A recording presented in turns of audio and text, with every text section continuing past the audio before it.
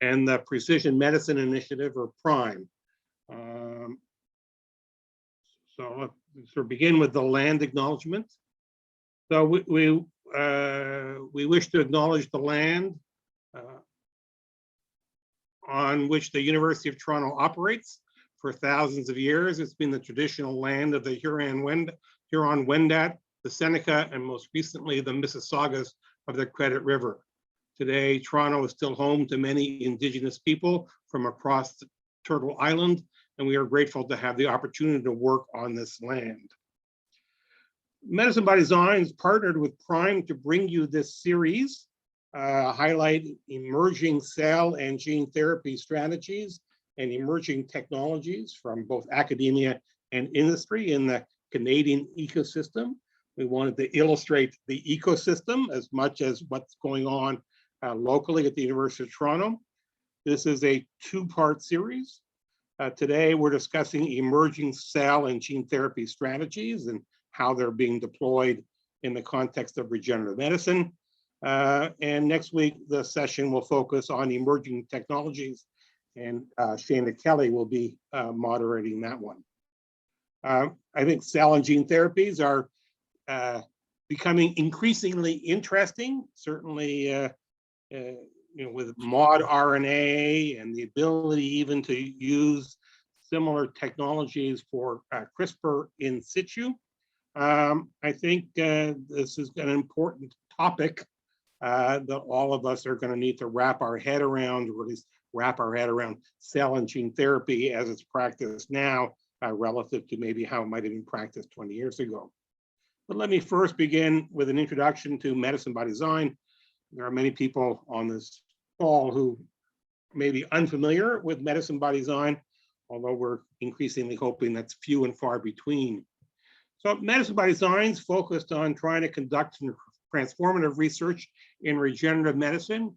We think regenerative medicine is going to transform the way disease is treated, if not also prevent disease. It's built on the pioneering contributions from 50 years ago now of Till and McCullough, who discovered stem cells, and were honored this year with a stamp. Medicine by Design is using convergence, kind of combining advances in stem cell biology and biomedical engineering to lay the foundation for this transformation. And most importantly, with the support from CFREF, we are building the multi-institutional teams that are needed to sustain, enhance, and capitalize on Canada's and Toronto's leadership in this field. Next slide, please. So that $114 million grant that we got from the Canadian government has sort of powered this enterprise. We have a partnership with the teaching hospitals. It's not just the university, but also the 9 teaching hospitals, the 150 regenerative medicine researchers, 900 students. We've used this funding to recruit more than 15 new faculty to the city, and we're supporting 150 projects at this convergence of science, engineering, and medicine. Next slide. So we are interested in kind of 4 aspects of this problem, all of which are powered in a sense by cell and gene therapy, using the cell as a living therapy, harnessing the body for repair, the endogenous repair story, disabling triggers of disease, not just using cell therapy to treat the disease, but thinking of ways where the stem cell lens allows us to disable disease or prevent the degeneration that is fundamental to disease. And of course, creating the technologies to advance regenerative medicine. The interesting world happens when we have new technology allowing for new biological questions to be asked and answered. Next slide, please. So, it's built on many world-class researchers. We're going to hear from some of them today and next week, or at least they're trainees. And there are many new ideas, including the mod RNA, including synthetic biology, that are built into the kinds of research activities going on in Medicine by Design. Next slide, please. But we're not alone. There is an ecosystem. A number of anchor firms, our partners at the commercialization for regenerative medicine, but it was Creative Destruction Lab, J&J, TAB, and others all together. And then most importantly, we'll hear from Shreya about Notch, Notch, Blue Rock, Pancella, all of whom are sort of part of the companies in the ecosystem. The 25 startup companies and 600 million investment that is kind of underpinning some of the interest in regenerative medicine in Toronto. Next slide. So housekeeping, live captioning is enabled. You can display captions by clicking on the live function at the bottom right of the Zoom screen.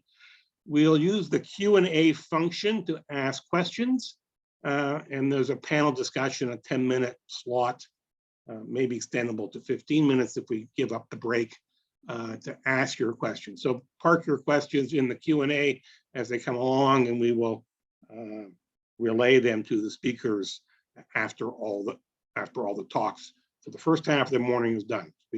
4 talks first thing this morning, and then 3 and first thing this afternoon, and 3 more in the second half of today. So next slide, please. So we're going to begin today with Shreya. Shreya is very familiar to me. I was on her PhD committee way back when. She's the co-founder and director of research at Notch Therapeutics. She oversees iPSC differentiation platform development and leads the design and optimization of the T-cell differentiation process. Previously, Shreya worked at CCRM, where she drove forward the creation and launch of Notch Therapeutics as a new cell therapy company incubated within CCRM, and Peter Zanstra and JC Zinnecker-Flucker, both medicine by design investigators, are co-founders of Notch. Shreya has a bachelor's degree in biomedical engineering from Georgia Tech and completed her PhD in biomedical engineering in Peter Zanstra's lab at the University of Toronto. So Shreya, may I pass it on to you? Thanks very much for that introduction, Dr. Sefton, and thanks to the organizers for the invitation to speak here today. Let me go ahead and share my screen.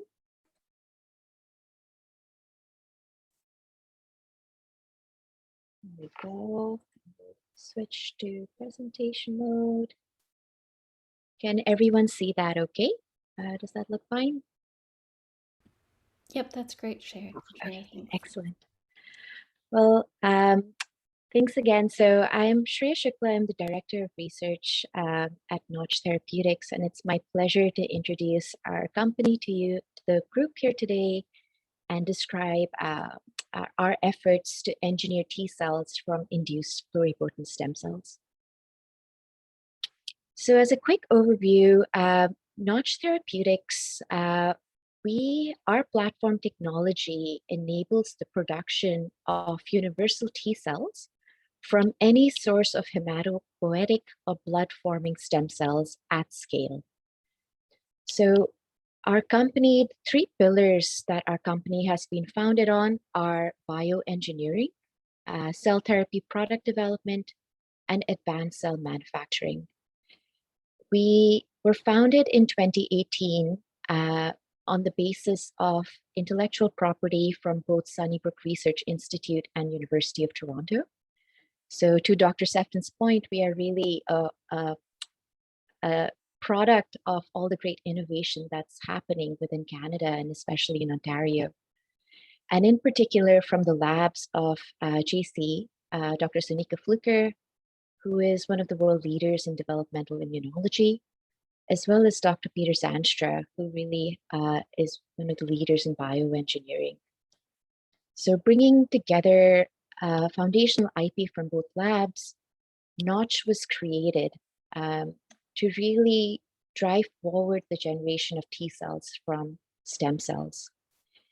And in 2019, we signed a partnership with Allogene Therapeutics, which is one of the leaders in healthy donor T cell therapeutics based in California. This partnership enabled us to really expand our operations beyond Toronto to also Vancouver And now we also have a site in Seattle. So we are at the moment close to 60 full-time employees in all 3 locations. And we also raised our Series A financing this year, which has really enabled us to expand our operations in all 3 sites and across 2 countries. So how do we differentiate from others in the T-cell therapeutic space? So as perhaps most of you are aware, there's a lot of great progress that's taken place in the autologous or patient blood-derived T-cell therapies. And a lot of great players, including Novartis and Kite, have really set the stage for what is achievable from T cells that are harvested from the patient, engineered with chimeric antigen receptors or CARs to target cancer, and then infused back into the patient to help fight cancer. While this has led to remarkable remissions in patients with previously untreatable cancers, there are challenges with this approach, and this includes variability from patient to patient, heterogeneity in the T cells that are harvested from these patients, the exhaustion of these cells, given the fact that these patients have gone through, in most cases, 3 or 4 rounds of therapy for their cancers. So engineering exhausted T cells does not lead to the most viable product at the end. There's high cost of goods associated with this approach, with a single patient, single manufacturing run, close to $500,000 up to $1 million if you account for ICU costs. And it's also inaccessible to many patients whose T cells are not of high enough quality for this approach.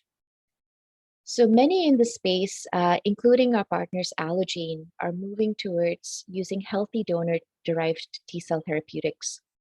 And these are then engineered to be made universal so that they can be compatible with many patients at once.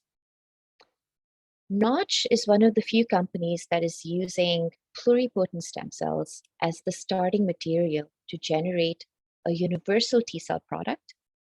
We're focused on centralized manufacturing and production at scale to really lower cost of goods and make our product more affordable by more patients, which then also helps improve accessibility. So really focusing on the generation of high quality functional T cells from pluripotent stem cells as a new approach for CAR T cell therapeutics.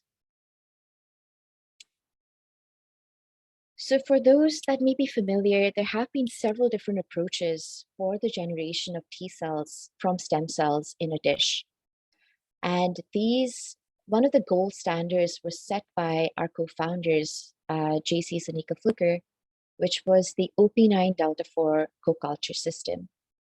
And JC's work was pioneering in the fact that it was perhaps one of the first systems that enabled the generation of T cells from stem cells.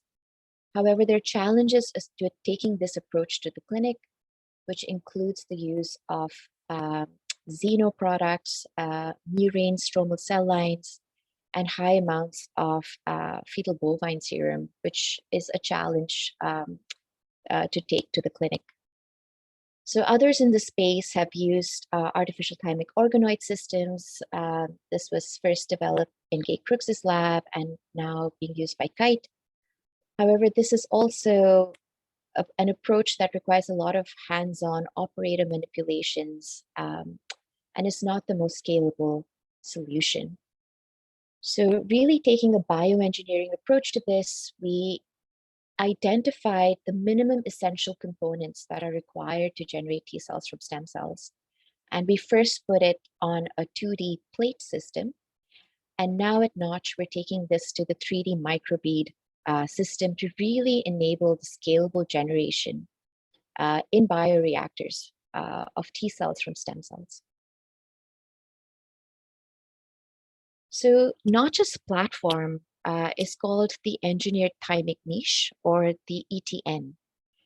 And what, as I mentioned in the previous slide, this is a microbead-based system that presents critical ligands that are required for T cell development. And these include delta 4, which engages the Notch signaling pathway, and BCAM1, which is an alpha 4 integrin ligand that really boosts the generation of T cells from stem cells. So what our platform can do is really present these critical ligands in a very tightly controlled manner by using bioengineering principles of controlling the ligand presentation timing, binding, concentration, and density. We can really tune the system to lead to the generation of not just single positive CD8 T cells, but we're also making progress towards the generation of other T cell types and other lymphoid lineages such as Tregs and NK cells. So our system is fully defined. There are no feeder cells. There's no serum that's used. We have a completely defined feeder-free and serum-free approach of generating cells, which makes our system more clinically applicable. And what our team is really gearing towards is the generation of greater than 100 product doses from a single 1 liter PSC bioreactor. So our teams across all 3 sites are working hard to really push the generation of iPSCs that we can expand in liter bioreactors towards the CD34 or mesoderm lineage and drive these blood progenitors to first progenitor T cells and take them then to single positive or mature T cells.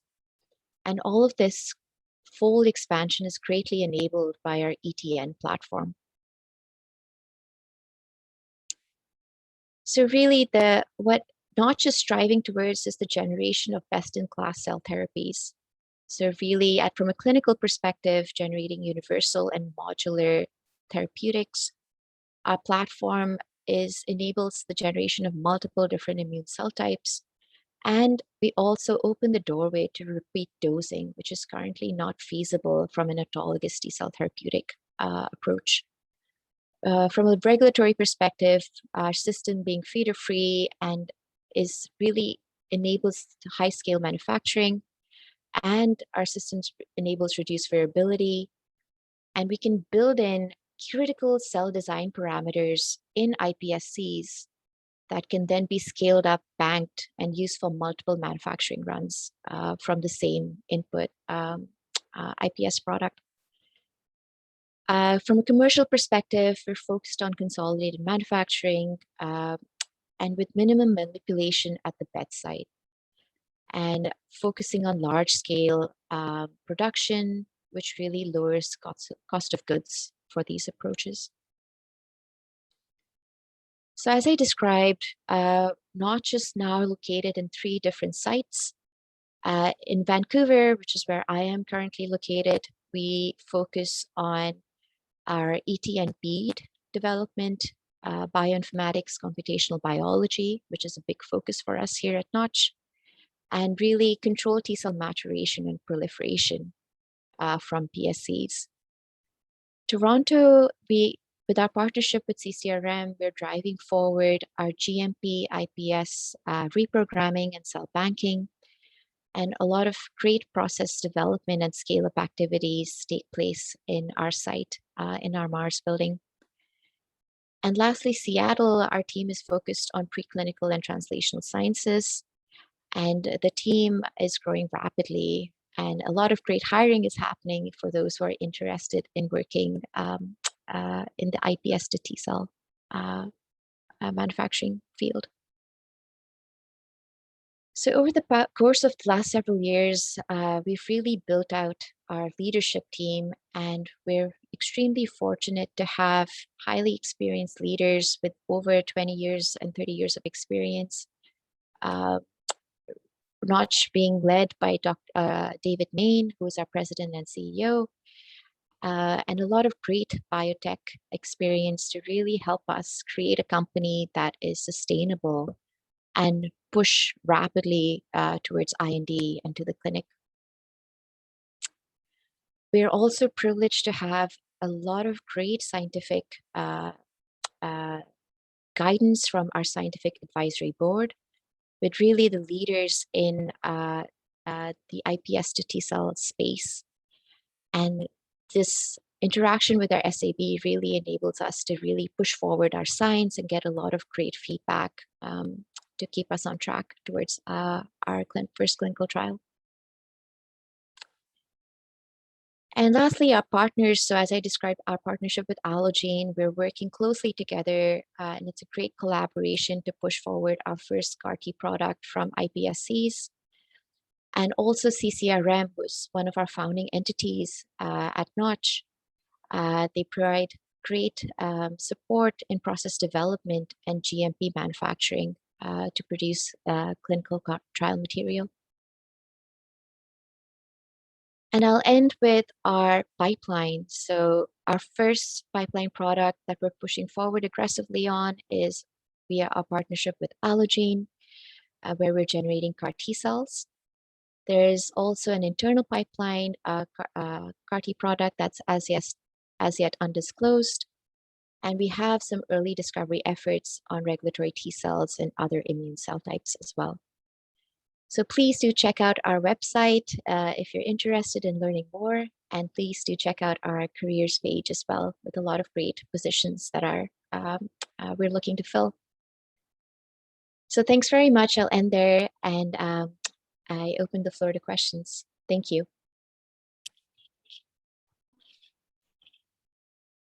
Thank you, Shreya. We'll take the questions in the panel at the end of all four talks, or the first four talks. I see there's a couple of questions that have already popped up in the chat or in the Q&A, so you can almost get a heads up as to what kind of questions we'll be asking you.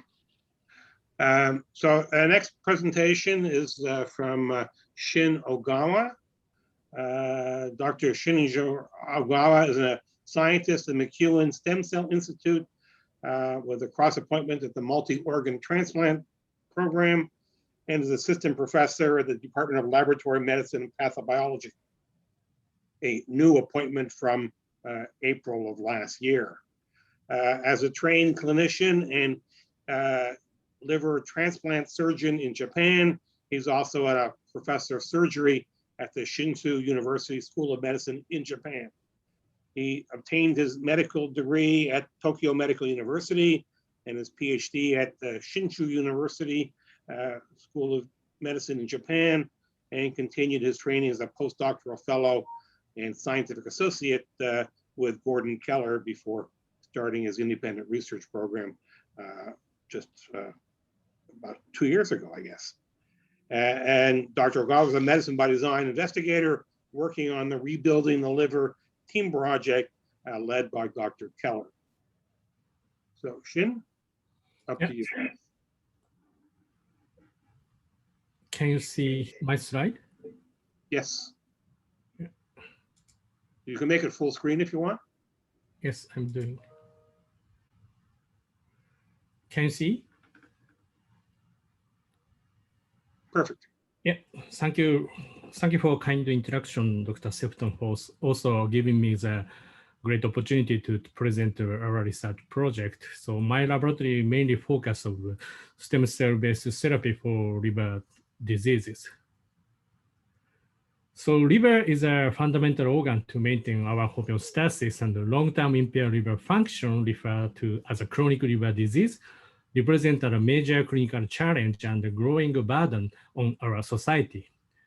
Approximately 1.5 billion patients estimate to suffer from some form of liver disease in worldwide.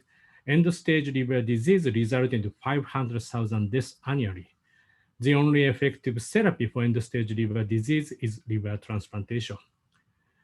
Due to the shortage of available organ, only 1 in 15 patients who need a liver transplant can receive the organ transplant. 15 and 25% who are on the waiting list for the liver transplantation die annually.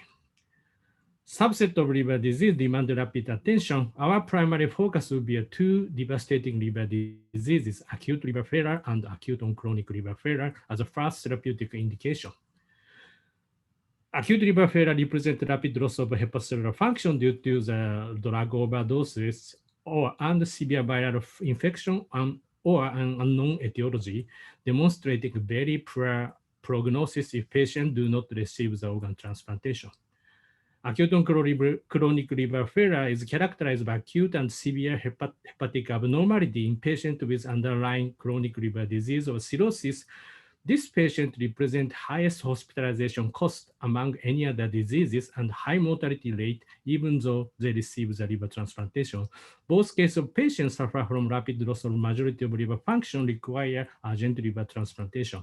In some cases, liver transplantation is challenging. We need another strategy.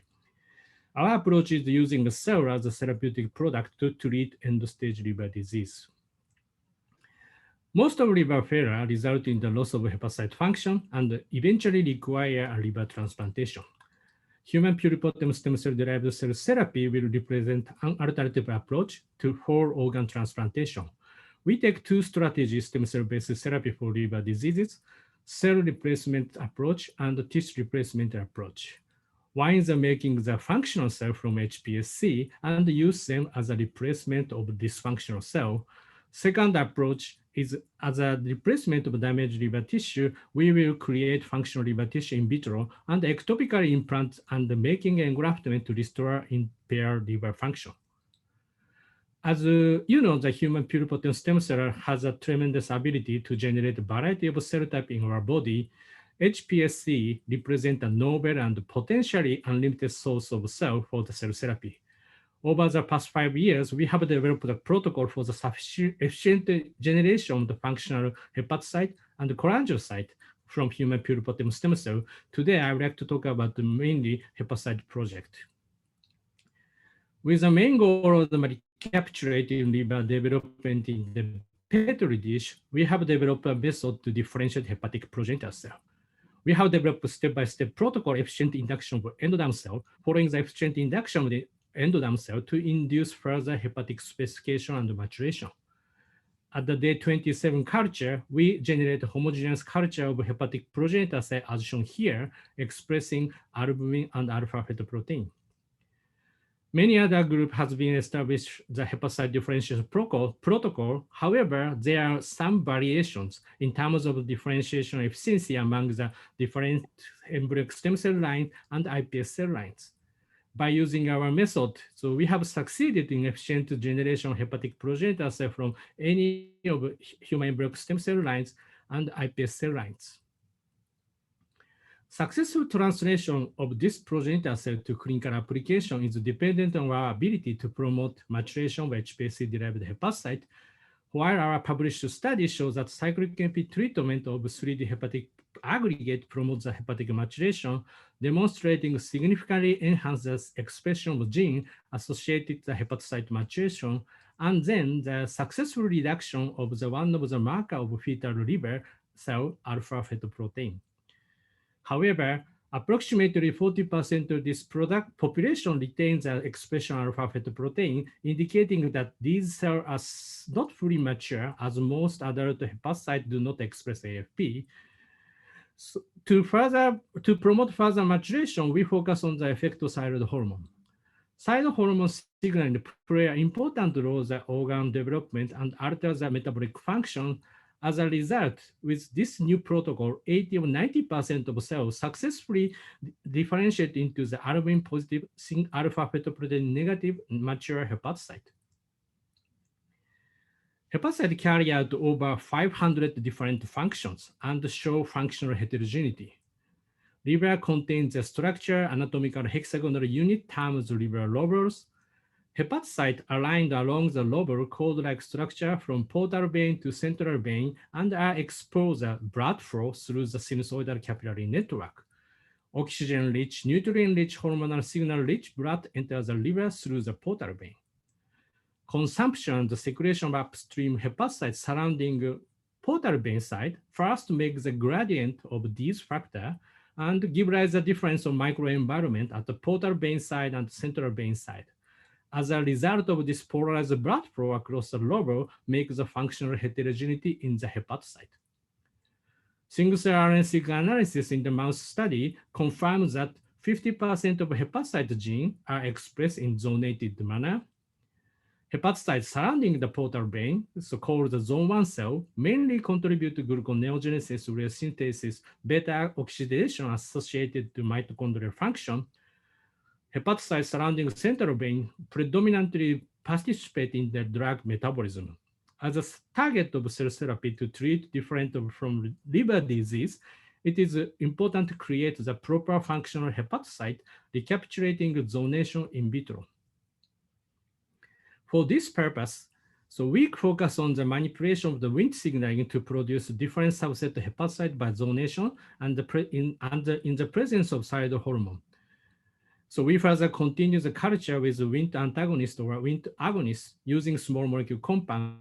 Importantly, the Wnt manipulation in the presence of thyroid hormone, the 3D hepatic organoid aggregate promote further the maturation as demonstrated albumin single positive hepatocyte.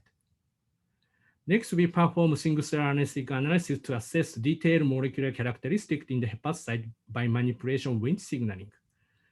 So these assays are carried out in collaboration with Dr. Veda laboratory. The T-SNE blot profiles shows a different cluster of both Wnt manipulated cell. In the top row, hepatocytes are treated with Wnt antagonists correspond to the periportal hepatocyte, and the bottom profile at HPC-derived cell treated with Wnt agonist induces the pericentral hepatocyte characteristic.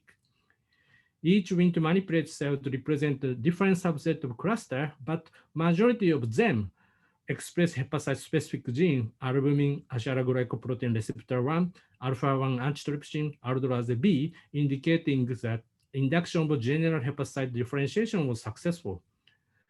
Next question is, how are these cells aligned with zonation profile? Here shows a zone-specific gene expression in each Wnt manipulated cell. In mouse and human liver single-cell RNA-seq analysis, zone 3 surrounding the central vein dominantly express cytochrome P450 enzymes. CYP3A4-2D6 are enzymes that express in adult and mature hepatocyte and contribute to metabolite majority of drug used in the clinic. So those zone 3 cells are extremely important for the pharmaceutical drug development. As you can see, the cell treated with Wnt agonist, Wnt high condition, higher expression of CYP enzyme than zone 1 cell. In contrast, the cell treated with Wnt antagonist correspond to periportal hepatocyte express PCK1, a gene represent gluconeogenesis. TAT, liver-specific enzyme that catalyze conversion of tyrosine than zone 3 cell. Additionally, those cells are also highly expressed urea cycle-related gene. Those findings clearly demonstrate Wnt manipulation during hepatic maturation display molecular profile of zonation of hepatocyte. Now we can selectively differentiate mature zone-specific hepatocyte with our new protocol. To see the function difference between zone 1 and zone 3 cell, we perform C4 assay to measure oxygen consumption rate in both conditions. Quantification of OCR reveals zone 1 cell shows higher basal metabolism and maximum respiratory capacity, suggesting higher mitochondrial function in zone 1 cell than zone 3 cell. In contrast, when we measure the CYP3A4 activity by luciferin-based assay, zone 3 hepatocytes show higher drug metabolite activity than zone 1 cell, demonstrating manipulation of Wnt signaling shows a functional difference between zone 1 and zone 3 hepatocyte. To determine the function of these cells in vivo, we transplanted those cells into the kidney subcapsular space immunocompromised mouse model to observe the engraftment. We implanted the hepatic progenitor cell aggregate, zone 1 hepatocyte aggregate, zone 3 hepatocyte aggregate individually. 4 weeks after the transplantation, we confirmed the engraftment area that some host vasculature migrate into those areas. Immunostaining results show that both albumin and human nucleus positive KE80 positive cell can be found under the kidney subcapsular population. The functional engraftment was evaluated the measurement of human serum albumin secretion in the blood serum of the recipient mouse 4 weeks after the transplantation. Even though in this preliminary study, the zone 1 and zone 3 hepatocyte-derived graft produce more human serum albumin secretion in the mouse than the graft of day 27 hepatic progenitor cell. Interestingly, when mixed population of zone 1 and zone 3 aggregate were implanted together, the production of serum albumin secretion had the highest level than zone 1 and zone 3 hepatocyte alone, suggesting that these two zonated subpopulations of hepatocyte may cooperate to maintain hepatic function in vivo, and showing the larger engraftment area. Importantly, so these preliminary findings demonstrate that graft in ectopic site, immune deficiency mouse model, and additionally, they indicate that mature hepatocyte function better than the hepatic progenitor cell. We believe efficient cell-based therapy requires a correct cell type for the disease being treated. As acute liver failure and acute chronic liver failure patient requires an urgent restoration of proper liver function, the mature functional cell will provide more benefits than immature graft to treat these devastating liver failure patients.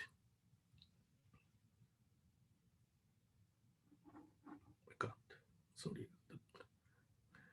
Yeah, so this is the last slide of my talk. So currently we made an effort to determine the functional ability of these zone-specific hepatocytes using liver injury animal model, not only ectopic engraftment study, but also intrahepatic engraftment study as well. To translate our technology to the clinic, so we need to develop the strategy for manufacturing sufficient number of hepatocyte, HPS-derived hepatocyte. I didn't show our progress in detail today, but we have developed the protocol to serially expand the hepatic progenitor cell 8-fold of these cell numbers at each passage up to 10 passage every 6 or 8 days. This technology also allows us to cryopreserve the cell and then serially expand them, maintain the hepatic progenitor cell characteristic, expressing albumin alpha fetoprotein positivity. So advantage of this technology builds the flexibility in the manufacturing process of hepatocyte to treat liver failure patient. To apply our technology more universal, we should consider how to overcome immunogenicity after the engraftment in allogeneic transplantation. Current progress of HLA modification, CRISPR-Cas9 gene editing, and development of novel immune protective material to encapsulate the cell will develop the strategy to make universal transplantable cell without the need for the immunosuppression. This work was supported by Medicine by Design Cycle 2 project titled Development of Novel Cells and Tissue Therapy to Treat Liver Failure. So I appreciate all the people listed here, especially Medicine by Design Cycle 2 project team led by Dr. Gordon Keller and other project PIs highlighted here. And I also appreciate all funding agency. Thank you so much for your attention, and I'm happy to take any question. Thank you, Shin. We'll have questions. Please put your questions in the Q&A section on Zoom, and we'll get to those in our question and answer session in a little while. So next I want to bring up, and we are delighted by the research we do. We're also delighted by the students who work with us. And so our third speaker in this section is Quinn Matthews. Quinn is a master's student working in Keith Pardee's lab. Keith leads a Medicine by Design Grand Questions project on making cell therapy accessible and affordable. Quinn's originally from Vancouver, joined Keith Pardee's research group as a student in 2019. He's passionate about decentralizing science and healthcare and is involved in a few projects within that lab that aim to solve real life problems using synthetic biology. So Quinn, it's over to you. Thank you for the introduction. I'm just going to share my slides now.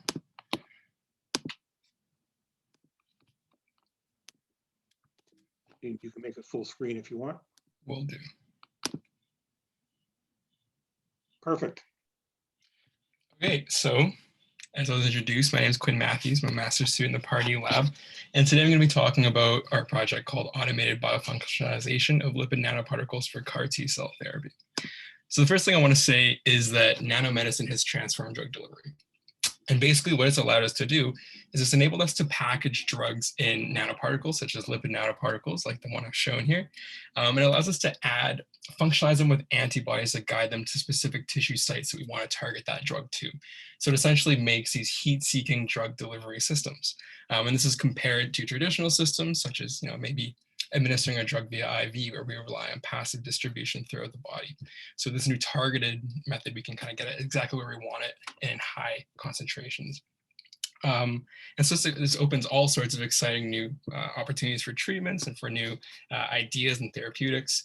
But that doesn't necessarily open it to everybody in the world. And that's because healthcare and medicine kind of has a centralized model right now. So what I mean by that is that there are factories and institutions in well-resourced areas that have all the necessary infrastructure, the necessary scientists and everything that allows them to manufacture drugs, vaccines, diagnostics, etc.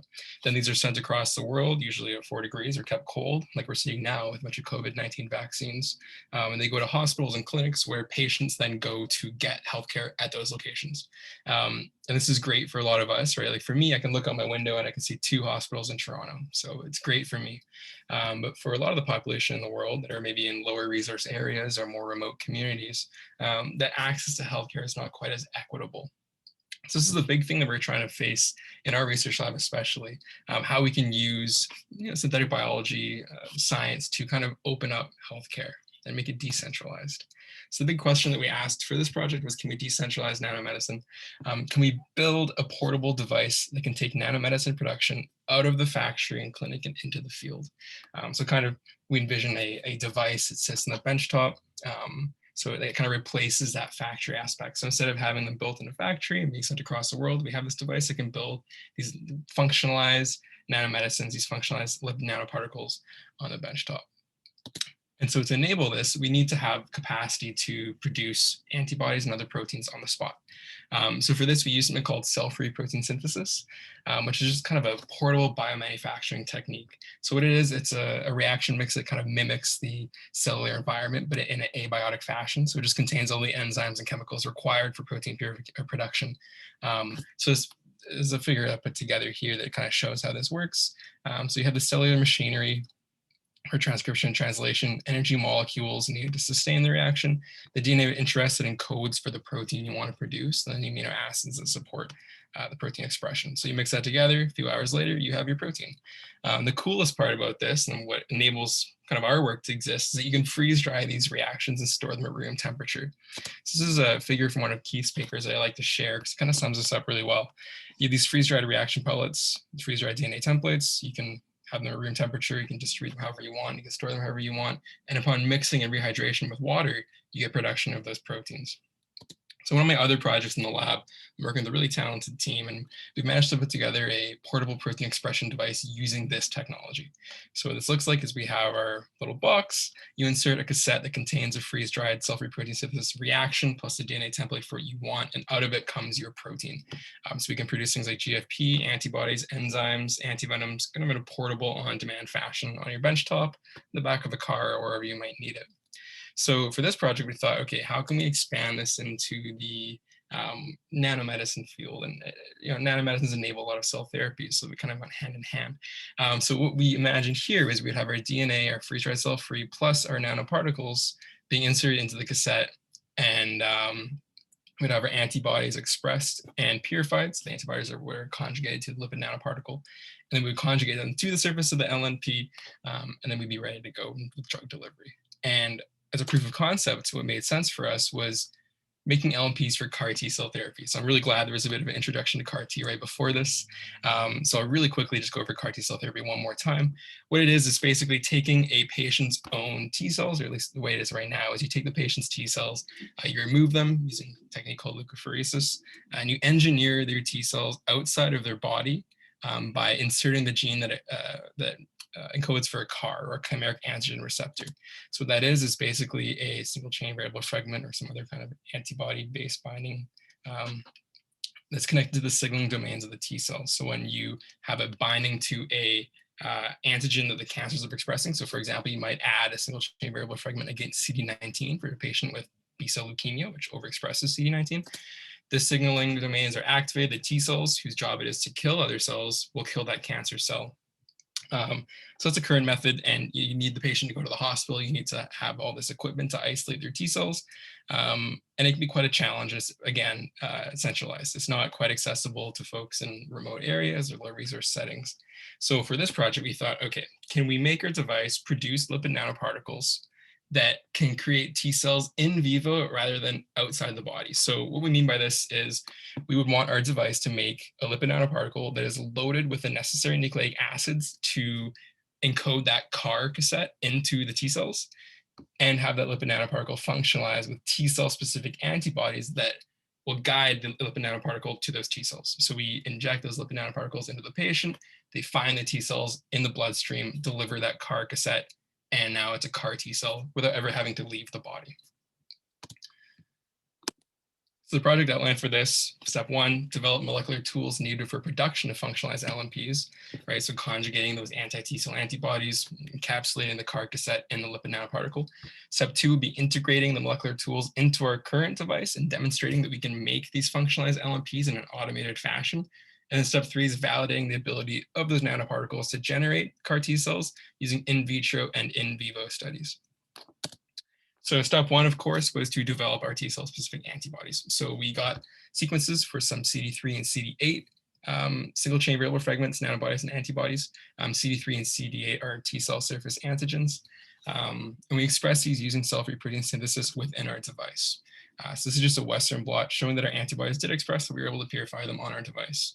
So we have just a bunch of different constructs of those antibodies, single chains, nanobodies. Our best performer was the anti-CD3 nanobody, so we went with that. And the next step was to get our conjugation scheme up and running. So again, the conjugation scheme is what we use to take that antibody that we've just expressed in our system and conjugate it to our lipid nanoparticle. So for this, we decided to use sortase, which is a bacterial transpeptidase enzyme. Basically what it does is it covalently bonds two amino acid chains together. So one has a C-terminal LPETG amino acid motif, the other one has an N-terminal polyglycine. So here is our antibody with our LPETG domain, and we've just expressed this on our device. We have our lipid nanoparticle in our device as well. We add sortase and covalent linkage. Now our lipid nanoparticle is conjugated and ready to seek out T cells in vivo. This is just want to show you this. Basically, this shows that we can express sortase in our device and purify it. So this is our elutions coming off of our device, our protein expression device. Sortase is coming out the right size, a fairly pure band. And this shows that we observed sortase activity for conjugation. So we have our proteins plus no sortase. When we do add sortase, we see a size change, which just means that we're seeing two proteins being covalently bound together, which is what we do want to see. So the next steps for this is we need to integrate these tools into our hardware to get the whole kind of automated device up and running. And after that, we'll test our LNPs that are made on the device with T cells in vitro, see what's happening, and then take it into mice in vivo and see if we can create circulating CAR T cells using our technology. Of course, there are limitations to our study. This is very proof of concept, right? I'm sure I could talk about there's lots of QC involved in making these kind of pharmaceutical products. And obviously, if we have a little box as an automated portable device, we can't implement that same level of QC. So right now we're trying to just get our technology going, and then we can think about things like that later down the road.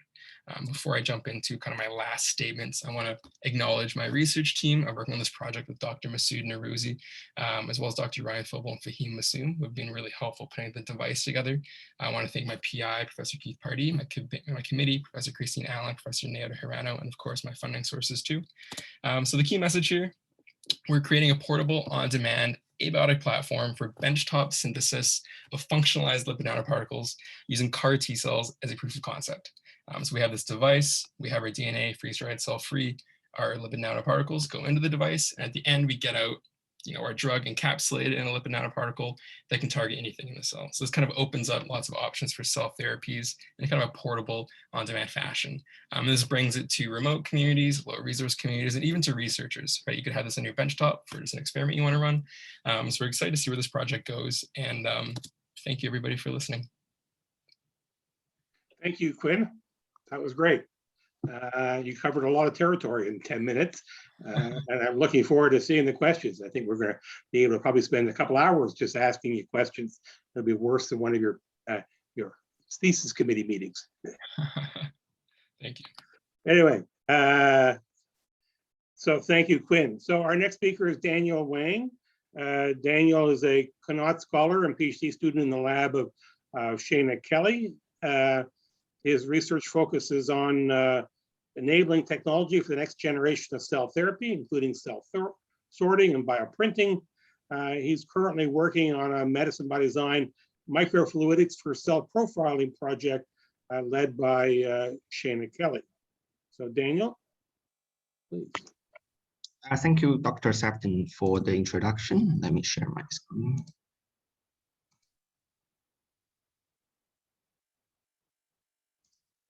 We're good. All right, perfect. So I'll kick it off. Hello, everyone. My name is Daniel Wang. Today is a pleasure for me to present my research project regarding targeting the highly potent tumor-infiltrating lymphocyte by marker selection to improve the outcome of immunotherapy. So as you may know from the previous talk, immunotherapy is becoming very popular in cancer therapy. And actually, when you look at the tumor, like there are more than tumor cells within the tumor. So there's a population called the tumor infiltrating lymphocyte. That is a subset of T cells that got infiltrated into the tumors and started killing behavior. So this makes the researcher to believe they have a higher tumor specificity, which makes them has the ability to infiltrate, and then maybe a good coverage of tumor antigens, which grants them a very good therapeutic potentials. And actually, in recent 20 years, the expansion of these recovered TILs have shown a very good outcomes when treating the metastatic melanoma patient, and it has become a standard therapy called adoptive therapy and available across the world. And therefore, we have the strong interest to study these TIL populations. And as a reminder, because these cells, because of their origin, they stay within the tumor, and therefore they affect by a lot of immune suppressive factors within the tumor, and also the hypoxia. And therefore the function of these T cells are usually not good. They display dysfunction or exhausted phenotypes. And let's take a quick look on current expansion protocol of the TILs for therapy. So it's actually a pretty straightforward process, but require a lot of reagents and material. So usually after the surgery, the resected tumors will shift to the centralized facility and got dissociated. The T cells will be recovered from the tumor and co-culture with the feeder cells for a good rate of expansion. And once the cell number reach a billion or even more, they will kind of meet the criteria to deliver the therapy. So they'll be cryopreserved and shipped back to the clinical site for reintroduction. So as you can see from this process, these cells are not really selected for their potency, and therefore more and more researchers start to believe that the T cells will expand from this bulk process are actually exhausted. So in recent 5 years, people start to think about, can we perform any marker selection on these TILs to pick the potent subpopulations? And this will help us to reduce the number of cells we need to culture and reduce the lead time, and also eventually may lead to a better therapeutic efficacy of the TIL therapy. So that brings the motivation of my research, that is to perform a fine selection on the bulk T cell populations to pick the most reactive population that grants the long-term success of the TO therapy. And to achieve this goal, there are two major challenges. The first one is the lack of cell sorting approach to handle billion cells per hour, because current sorting technology can handle a few million without not really a good purity. So we have to figure out a new way to perform cell sorting.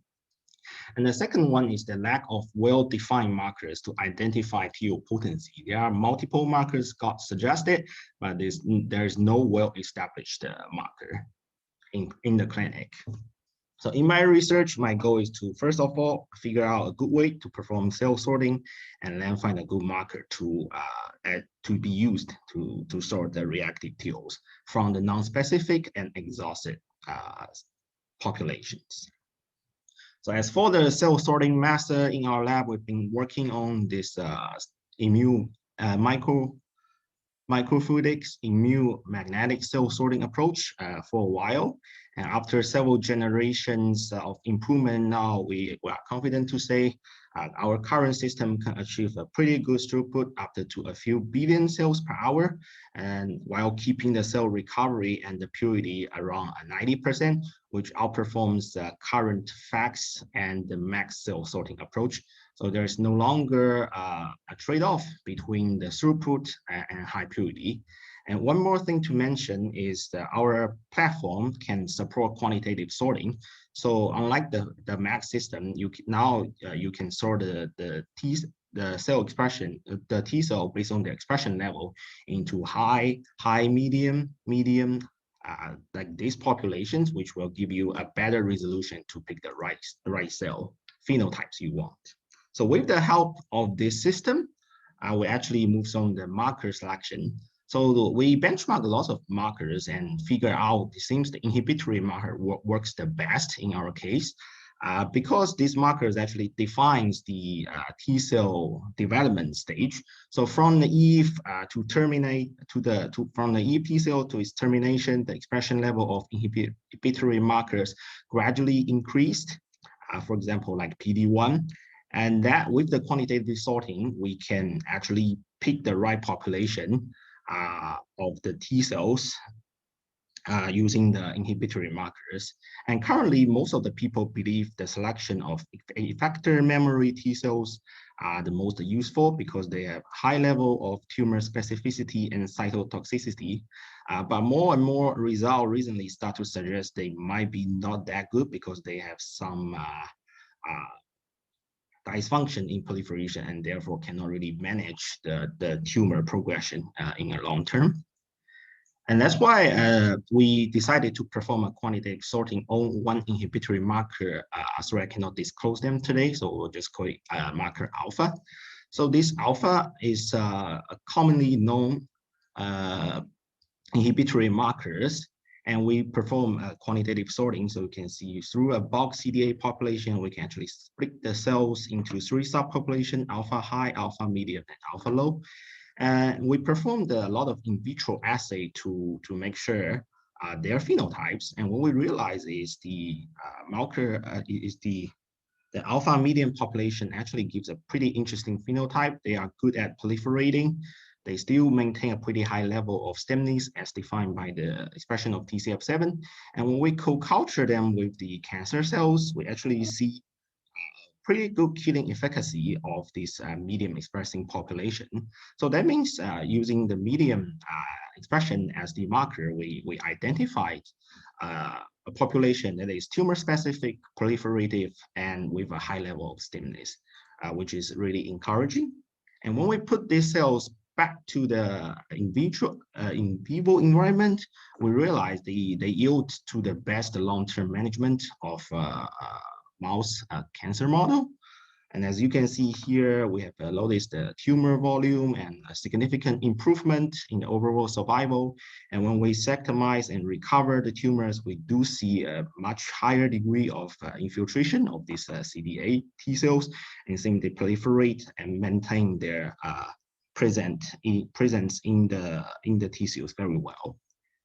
And we also perform the benchmark when comparing marker alpha with existing cell populations used in cell therapy. As you can see here, we have unsorted TIL populations which directly isolated from the tumor, and a marker selection based on CD8, which is entering a clinical phase 1, and our approach selection based on marker alpha medium.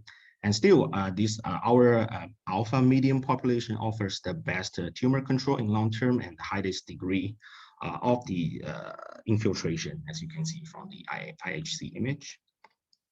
So taken together, it seems the expression, moderate expression of inhibitory marker alpha yields the best overall outcome in vitro and in vivo. So this suggests when we kind of recover the right phenotype for immunotherapy, it seems we need to consider stem needs proliferation and tumor specificity and cytotoxicity. A good balance in proliferation and specificity will give you the best therapeutic outcomes. We are very happy. Recently, some groups in this year that report that the median expression of PD-1 also defines a very potent T cell populations, which is pretty similar to our observation here. So in summary, TILs are highly heterogeneous population with very good therapeutics potential. However, to pick the right population, we need to perform a marker selection to boost its potency. In our lab, we developed a new cell sorting technology enabled the marker selection to be performed in a rapid quantitative manner with good purity and recovery. And this enables us to identify the new inhibitory marker alpha, and its moderate expression defines a very unique TIL population that is highly potent. So that's the take home. And in the end, I want to thank my supervisor, Dr. Shana Kelly and Dr. Ted Sargent for their supervision, our funding agency and group members. And I'll be more than happy to take your questions again. Thank you. Thank you, Daniel. So we have a number of questions in the Q&A. They don't show up in my Q&A box in any sort of real order, not even in time of asking. So I will filter through them and try to ask the questions that are appropriate. I think the other panelists can see the questions and can look at some of the other ones as well. And we're going to skip the break, and I'm going to rely on Christine to wave her hand at me in the chat, or otherwise to tell me when to stop. So I want to the first question I want to ask was for Shreya from anonymous attendee. Can you comment on your approach to immune evasion of these cells? Will not the donor cells drive an immune response? Thanks, Dr. Sefton. Yeah, that's a great question. It's something that's critical for us as we're generating universal T cell products from pluripotent stem cells. So at Notch, what we believe in is the concept of a cell chassis design. So what edits are required for immune evasion, preventing graft versus host disease, ensuring universality of the product, and avoiding rejection from other cell types that are present, immune cell types that are present in the patient. These design criteria are being evaluated and being built into the iPS cells in the starting material. And we use this cell chassis then as starting material for different product pipelines. So yeah, I'm not sure if that's helpful. Yeah, no, that's okay. So okay. The idea is you're gonna engineer the starting cell to have whatever components you believe are necessary for for making them hypoimmune. Exactly. Yes. Okay, makes sense. I think there's also a question about some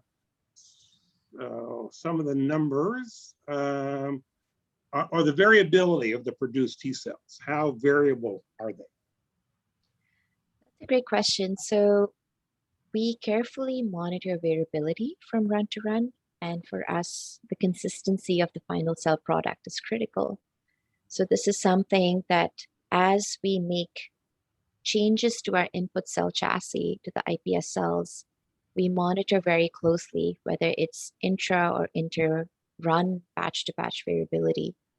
So that's something we're using bioengineering principles to really design our system carefully and understand the sources of those variability so that we can control it during clinical scale manufacturing as well. And just to keep you on the hot spot for one more question, and before we move on, is a great question from Stuart Kane. Can you, thanks you for a great talk. Can you comment on how long the iPSC-derived T cells retain their phenotype? Do they revert? That's a great question, Stuart. We carefully use several in vitro and in vivo assays to monitor our cells' longevity, functionality, as they fight cancer cells both in vitro and in vivo.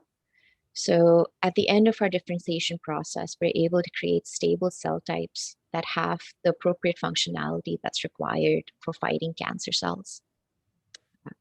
So yeah, they don't revert, I guess is the short answer. Short answer, and that's the important one. So let me change gears a little bit. Quinn, put you on the spot a bit. So an anonymous attendee asked you a question that I was thinking about asking. Are you able to insert CRISPR-Cas9 particles with your invention into specific cell types? That's a good question, and that's definitely a possibility. I think what we would probably end up doing is loading your LNP with mRNA for Cas9 and then delivering it there so that you don't. That's ultimately what the question is. Yeah. And can the mRNA also be done with freeze-dried reagents? It might be possible. I would think that if you were to take that approach, you would probably do in vitro transcription within our device, purify the RNA on board, and then load it, like encapsulate it fresh rather than freeze-dried. I've never had experience. You would RNA, freeze-dry it, so you produce it in one step and then load it in a separate step. Exactly. So loading the LNPs, you usually have your lipids and then whatever you'd like to load in your aqueous and your organic phases. When you mix them together, the LNPs quickly encapsulate whatever there is in the aqueous phase. So you would probably have your in vitro transcription mRNA that's being transcribed from a freeze-dried reagent set, right? And then you would mix it together, encapsulate your Cas9 mRNA, and then functionalize it with whatever antibodies you want, and then deliver the Cas9 to wherever you're desiring your target to go. And you highlighted this as a problem in your own talk, and I'm sure Shreya would like to ask you the question, but I'll ask it for her. So what about the challenge of doing quality control on a one-off product? How are you going to get past the regulatory authorities' need for a lot of information? Yeah, I mean, that's certainly a tough part, right? I think one of the biggest steps will be making sure that our antibodies and everything are as pure as possible to avoid having any kind of bacterial or any other type of undesired products in your final injection ready product. So we did have some issues when we had a one column purification system before. So I've integrated a second column purification system and we're getting very pure results. I think the issue comes in with variability because you can't exactly assay your product and say, okay, how much, what is our concentration here? So it's a really tough question to answer, right? Because right now we're kind of just trying to enable those technologies so that we can start thinking about that stuff later. But I guess the way to address that, we envision this being used in like a forward laboratory setting where you're not necessarily in a well-resourced hospital, but maybe you're in a clinic that's being, maybe even a temporary clinic that's being set up that still has the capacity to kind of check those products before they go into somebody. But yeah, so we definitely recognize that there are limitations with this, and that's something we're hoping to address. Yeah, I think one of the answers that I've heard is using some of these on-board assay methods. Some of even the methods that Daniel's devising would be adapted, and then still, I think will be a challenge to get the regulatory authorities on board, but that may be hopefully easier when you have a very good product. Yeah. So I think probably running out of time, but let me ask Shin a question if I can. So you talk about liver failure. Is liver failure a single disease, or are there different subsets of the disease, and you would find yourself using your methods as a form of some product for some patients, but not necessarily as a broad scale liver failure? Yeah, so the liver disease itself, I think variety of around approximately 100 different type of diseases there. So dependent on the, associated the cell type. But I believe the first clinical application therapeutic candidate would be a more, devastating. That's like acute liver failure. Every liver disease finally becomes an end stage liver disease. And then loss of a lot of hepatocyte function, and then that patient need liver transplantation. But the organ allocation is sometimes challenging. So that part we might need to deliver the stem cell derived some liver mass function structure to bring the patient. That is some part of my idea. But of course, some particular disease and the liver disease is require a very specific cell type. So this is also another candidate to using the stem cell therapy approach. Yeah. Okay. Thank you. I think I think we're going to move on at this point. So thank you, Daniel, and thank you, Quinn, and Treya, and Shin. Let me move to the second half of this. And so I think there's a slide that's part of my cue cards to the system. We're not taking a break, as I've indicated before. And our next speaker is Andras Nash, who I see him in my gallery. So Andras is the founder and director of Pancella, and is currently Sean Kimmel Senior Scientist at the Lunefeld Tannenbaum Research Institute in the Sinai Health System, and a professor in the Department of Obstetrics and Gynecology and the Institute of Medical Science at the University of Toronto. And he's also a professor at the Australian Regenerative Medicine Institute in Monash in Melbourne. He's a Tier 1 CRC in stem cells and regeneration, fellow of the Royal Society of Canada, and a foreign member of the Hungarian Academy of Science, among other honors. So Andras leads a Medicine by Design team project focused on hypoimmune cells and immunoengineering. And so it's a nice transition into Andras from the previous conversations, which touched on this issue. So Andras. Oh, yeah, all right. Thank you, Michael, for this invitation and giving me this opportunity to use a different hat of mine, the Pancella hat. And just if you want to talk to my Pancella, I definitely have to talk to these two labs, which is listed here, the Sinai and the Monash University lab that I have actually the people who are doing this job and then created these two platform technologies, which then was used to found this company called Pancella. And the two platform technologies are the following.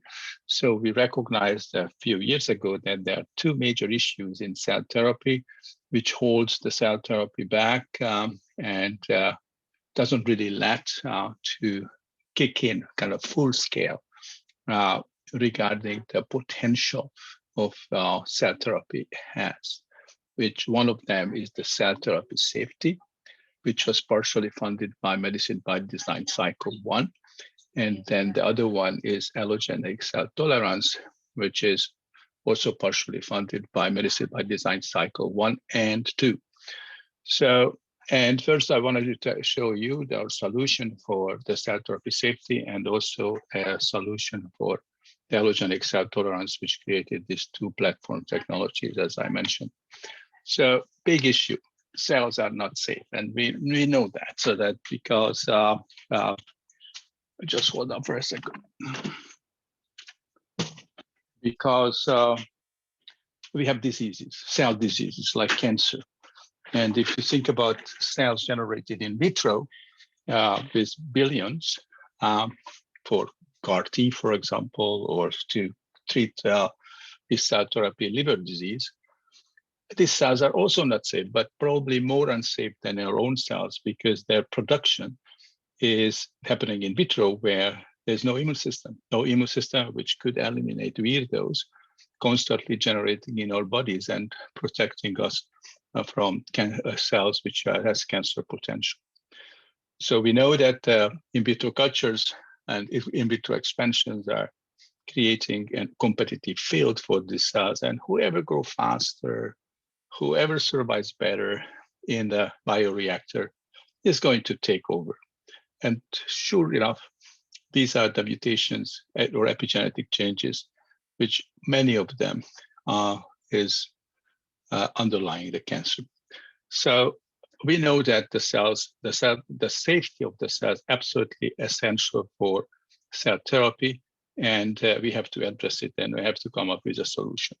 So we started working on this and then thinking that can we actually create a suicide system which practically can be maybe smarter than a cell to get rid of, and it could protect the patient of the cell therapy against anything which could go wrong, sourced or generated from the implant. So we published this paper almost 2.5 years ago now in Nature, where we thought that maybe we have a solution where we put a suicide gene into the 3' UTR of a cell division essential gene we called CDL. We use CDK1 as a prototype and put the suicide gene in the 3' UTR, creating a bicystonic messenger RNA, which at one end, the 5' end, and codes for a factor which is needed for cell division, absolutely essential. Without this factor, the cell is not able to divide. Whatever cell it is, could be cancer. And the other end of the bicystonic messenger RNA is creating the suicide gene. With the prodrug, we can eliminate, if we want, if we eliminate those cells which are expressing the suicide gene. So we had to do it in a homozygous manner, this modification in the genome, so that practically to avoid one of the most prevalent dirty trick of the cells, which is the loss of heterozygosity. So when we did this modification in a homozygous manner in CDK1, so it allowed practically us to protect the suicide gene in a very, very high level, although we have to admit that nothing is safe in life. Even in this case, there is a possibility, a low chance, that just the suicide gene mutates, for example, with a point mutation.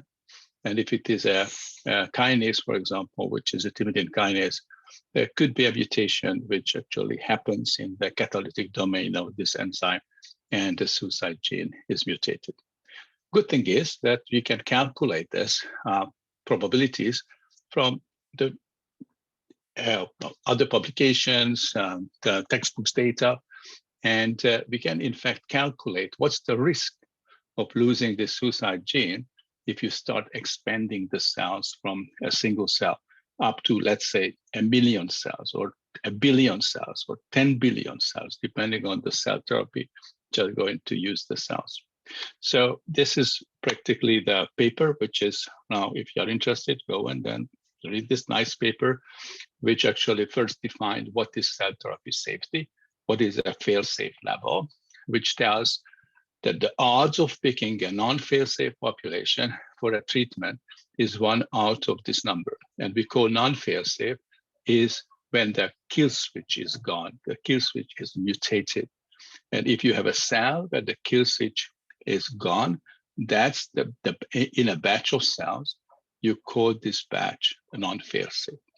So we can tell to the patients that, for example, if you need 10,000 cells or 100,000 cells into a blindness treatment, that the fail-safe level, for example, 1 out of 10,000, where you can ensure that 9,999 batches of cells not going to contain a non-fail-safe cells, which is escaped from the kill switch. So the whole thing is going to be safe in just 9,999 cases out of 10,000. So, and then I think this is what a patient can understand, so that what the risk is associated with the cell therapy, and it's obviously going to be the function of the cell number needed for therapy. For example, in this right side of this figure on the slide, you see a function between the cell number needed for treatment of a disease, which is the x-axis, the log10 values, and the log10 values on the y-axis is the fail-safe level. For example, what mentioned the blindness treatment, so that we are talking about blindness for treating blindness 10 to the 5 cells, which is 100,000 cells. The fail-safe level, if you see from the green dots, is 10 to the 4, which is exactly what I said before. It means that only 1 out of 10,000 batches of cells for treatment of eyes is going to contain or expected to contain an escapee or a non-fail-safe cell.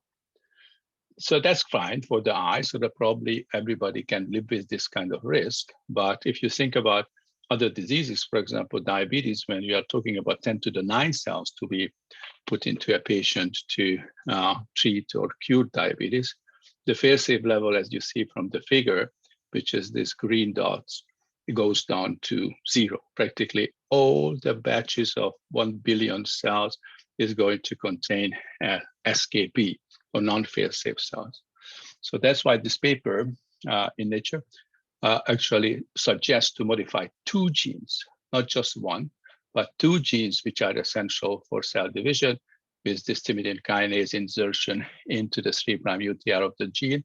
And these are the purple dots here in this figure, which shows enormous increase in the fail-safe level. For example, if you need 10 to the 10 cells, which is 10 billion cells to treat cardiac infarct, the fail-safe level is up in this case to 10 to the 6, which means that only 1 out of 1 million person who is treated with about 10 billion cells for cardiac infarct could contain an escapee. So this is the level of safety that I think everybody will be quite comfortable with. So this was practically when we got this paper accepted and published it, and then we were quite happy about learning that this is the level of safety which is likely going to be the standard of care in cell therapy, we're hoping. So, and this is practically what we further started examining and studying, and then showed that, in fact, this is a situation so that we can actually effectively stop tumor formation or eliminate tumor formation if that fail-safe system is integrated into the genome. So this was an experiment showing that using the fail-safe cells, we can stop, for example, teratoma formation induced subcutaneously under the skin by a very, very short 3 weeks treatment of the kill switch prodrug against cyclovir, and could, in fact, put this growing teratoma into a dormant stage. So this was practically the point where we decided that this is really cool. So that first time we have a system where we not just proposing a genome editing, but also calculate the risk which could be associated with cell therapy. So that was the point where we incorporated Pencella, the company, and get an exclusive license for this technology from the Sinai, which is the owner of the IP. And Pencella was created so that if you are interested in Pencella, so that you might want to actually visit the webpage here, and that you can read about the technology, also the management team and board of directors, and so on. So, and then, so enjoy and then learn as much as possible from Pencella. So I go back now to the presentation, so that we have also increasing number of partners. We hope that maybe Notch is going to be part of it as well, so that we have Astellas Evotech from Europe, and also CCRM at the moment, but this number of partnerships are increasing. So when we have this solution for the safety, we also started thinking about then what we can do more with a safe cell therapy. And this is the quote that I usually even put it into my signature, that man is the only creature that dares to light the fire and live with it. The reason, because he alone has learned to put it out. And this is exactly how we felt about the fail-safe system, that now we know how to put out the fire so that we can actually use the fire to do things, to cook with it. And that's one of the things what we can do is intrinsically dangerous, but knowing how to put out the fire, I think there's a hope that we can have a solution for something intrinsically dangerous and then making it safe. And this is about induced allogenic cell tolerance, or cloaking cells, hiding the cells from the immune system. And we know that this is dangerous because there's a good example for that, the Tasmanian devil, which a facial tumor is transmissible. So, but back in the mid-90s, an animal developed a facial tumor, and then with biting could transplant these cancer cells into the neighbor, and then this cancer cell is not rejected, cloaked, it develops into a facial tumor in the neighbor. So there are 2 animals sick, and then a 4th animal, and then so on. So we almost wiped out the species in Tasmania, this single cell, which popped up in 1 animal back in 1996. So obviously, hiding cells from the immune system, especially in human, it might be not a smart thing to do unless you have a safety switch, because you can generate the transmissible cancer cells easily. So this is where the point where we started thinking seriously about, yes, we can maybe, with a fail-safe system, we can hide the system, hide the cells from the immune system, and then started looking at the immunology, what are the immune modulatory genes which are involved in recognizing foreign cells and also killing the foreign cells. And just by candidate approach, we selected 8 of them, and saying that now we are going to deal with all the possible pathways where the rejection happens, and the functional immune system could reject foreign cells.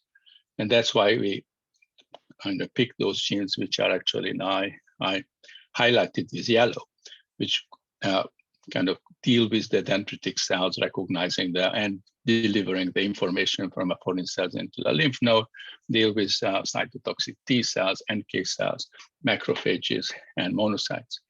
And then overexpress these genes in cells, fail-safe cells, hoping that giving a massive expression of these 8 immunology genes is going to hide and also protect these cells from a functioning immune system, and can create an induced allogenic cell tolerance in the mouse and also in the human.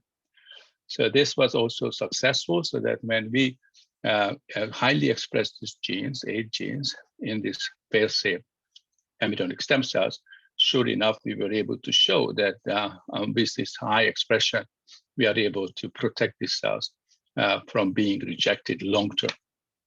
And this is just a proof of principle experiment. When you have embryonic stem cells, for example, mouse BLAC6, I don't have the point out, I don't see my cursor.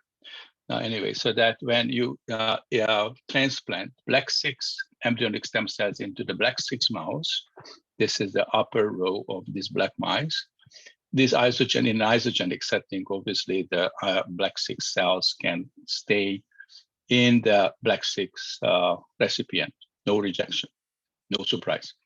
But when the BLAC6 cells are transplanted into an allogeneic recipient like FVB or CCH or CD1, these allogenic cells very rapidly rejected from this recipient. Now here comes when we express the 8 immunomodulatory genes in BLAC6 ES cells, and then repeat the same experiment. The 8 transgene expressing BLAC6 cells in isogenic setting, no surprise, going to stay there, not rejected. But the surprise was that when we actually transplanted these BLAC6 cells into allogenic recipient, the white mouse, FBB, they are also not rejected. So practically the A transgene did its job. So here we have now combined the two systems together. Yes, finishing in a second. Sorry to interrupt, but I wonder if you could wrap up. Yes. So just to clearly shows that the two systems together was showed that it is not going just to short term, but long term actually accepted these cells. The fail-safe cells with the immune modulator genes are long-term expected for a year and not rejected in the mouse. Mouse cells, human genes are pretty much the same function, so that obviously we are putting this into the human. And this is that the big ambition here with this project, combining these two technologies and build the penicillin on it, that we can generate with combined fail-safe and immunoglobulin cells, one single cell line, which could actually be the source of therapeutic cells, which can be used for all humankind. So that's my acknowledgement slide of the two labs and also Pancella, which is hopefully growing. And the two technologies will be picked up in all the projects and companies that are thinking about putting cells into human and starting cell therapy as a new treatment of many degenerative diseases. Thank you very much. Sorry for being long. Thank you, Andras. It's great. No, you've got a lot of great stories, a lot of good stuff to talk about, and looking forward to kind of follow up a bit on in the question period. So I'd now like to introduce Maryam Faiz.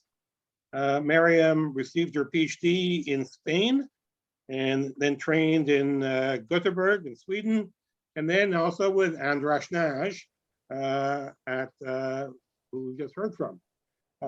Maryam's interested in uncovering new treatments for brain injury and disease. Her lab's interested in the role of astrocytes in the injured disease brain and how this knowledge can inform future therapeutic interventions. She's a medicine by design investigator working on the reprogramming the brain team project that's led by Cindy Morzet. So, Maryam? Thanks, Michael. Can you hear me? I can, a little faint. Perfect. Okay, great. So thanks, guys, for having me. Today, I'm going to talk to you about some, I think, really exciting reprogramming strategies, which we're developing in my lab, and as Michael said, with the hopes of repairing central nervous system injury and disease. So the approach we're taking is in vivo direct lineage reprogramming, which I like to think of as the newest advance in the portfolio of cellular reprogramming. And since the initial discovery of reprogramming to pluripotency or iPS cells, it's also been shown that cells can be directly reprogrammed from one mature cell type to another without the need of a pluripotent intermediate. And so I think this is of particular interest because cells can be directly reprogrammed in vivo, for example, at the site of injury. And so this type of direct reprogramming overcomes some of the hurdles that are associated with kind of the more traditional approaches to regeneration. So for example, the immune rejection that's associated with the transplantation of exogenous cells, or the difficulty in mobilizing and differentiating endogenous progenitor stem cells. And so while current cell replacement therapies are primarily focused on the replacement of cells, a key distinguishing factor of direct lineage reprogramming is that it couples the removal of a host cell, or which we call the donor, with the generation of a new cell, which we call the target. And in this regard, direct lineage reprogram can exert pro-recovery effects via two mechanisms. First, the removal of an unwanted cell type that might drive disease pathology and functional impairment. And second, the reconstitution of functionally important cell populations when and where they are needed. So in the central nervous system, many neurological conditions are characterized by the death or dysfunction of neurons, but also of oligodendrocytes. And if you're not familiar, oligodendrocytes are glial cells that produce myelin. This is the lipid-rich membrane that insulates axons and supports rapid neuronal transmission. And the loss of oligodendrocytes is characteristic of diseases like multiple sclerosis, cerebral palsy, and white matter stroke. And so these two cell types, I think, are obvious targets for central nervous system-based reprogramming strategy. So in the first half of my talk, I'm going to show you some really cool data about astrocyte to neuron or iNeuron reprogramming. And then I'm going to end with a project I really love that aims to develop new strategies for astrocyte to oligodendrocyte or iOligo reprogramming. So the bulk of the studies in the central nervous system have aimed at generating new neurons. And many groups have also chosen to focus on astrocytes as the starting cell or the donor cell for reprogramming. So astrocytes are another type of glial cell in the brain. They're present throughout the central nervous system. And I think this choice of astrocytes as a donor cell is likely because astrocytes contribute to the pathology of many, if not all, neurological conditions. So the thinking is that reprogramming astrocytes could simultaneously remove a toxic cell or pathological cell and create a new neuron called an eye neuron, or a cell that's thought to be needed for brain repair. But I think quite surprisingly, few of these studies have examined the functional outcomes of astrocyte to eye neuron reprogramming. And so to address this, we set out to really understand whether direct lineage reprogramming of astrocytes to eye neurons could result in functional recovery. So we're particularly interested to know if reprogramming could improve the functional outcomes after stroke, which is a really devastating type of central nervous system disease. To do this, we used a preclinical animal model of stroke to test direct reprogramming. And in this model, essentially, we inject endothelin-1, which is a vasoconstrictor, into the sensory motor cortex in a region that's responsible for forelimb motor movement.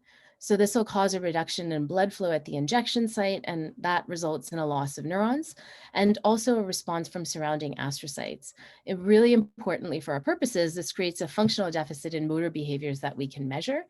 And so armed with this model, we asked, is reprogramming really a viable strategy for brain repair?